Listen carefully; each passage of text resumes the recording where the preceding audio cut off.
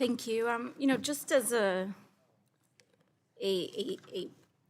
alternative point of consideration here in terms of New York State's recent moratorium, the kind of thought that, if you don't want to build in your backyard, then maybe you shouldn't have access to compute. We could say the same thing about Silicon Valley. We could say the same thing about the Silicon Valley billionaires that are constructing and pushing and imposing these data centers on communities that are overwhelmingly rural, disenfranchised, poor, and whose own elected officials are not being transparent about how the land use is happening in their own backyard. Because I would reckon, you look around, ask Peter Thiel, ask Elon Musk, ask Mark Zuckerberg, if they want one of these data centers in their own backyard. Ask any one of us here on this committee. If anyone wants to live right next to one of these data centers here on this committee, please raise your hand. Because I've been I visited Georgia. I was just in Memphis on Friday.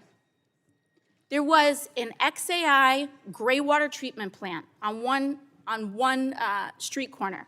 Across the street from methane turbines, all within one block, methane turbines, coal ash, wastewater facilities, and everyone in that area is getting poisoned.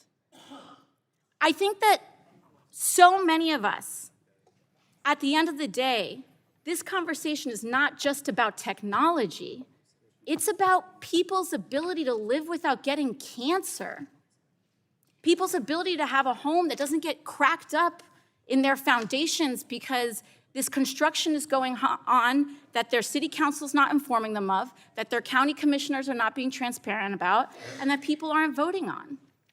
And the idea that that's all just kind of a foreign operation, I think that if you actually talk to these people in these communities, they would disagree. And on top of that, in New York, it's not just the electricity bills, it's the water. We have one of the most precious and sacred water supplies in the United States. Once you compromise that, it's done. Ask people in Flint.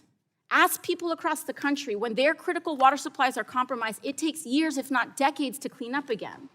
So I think what people are asking for in their basic protections is not too much to ask. They want to make sure that their water isn't going to be poisoned, which these data centers come in, they say it's not going to be a problem, and then you all saw, we brought the well water right here. So we need to have protections in place for people. And when we talk about increased worker productivity, that's because millions of people stand to lose their jobs. And so you have people where we're seeing some of the output of AI, increase productivity per role, and we're seeing lots of companies talk about how many people you can lay off with this technology. What is the plan? And I think it's not unreasonable for the working class people that we are elected to respond to ask questions and to deserve and feel entitled to a response from their elected officials. That's all. And with that, I yield back.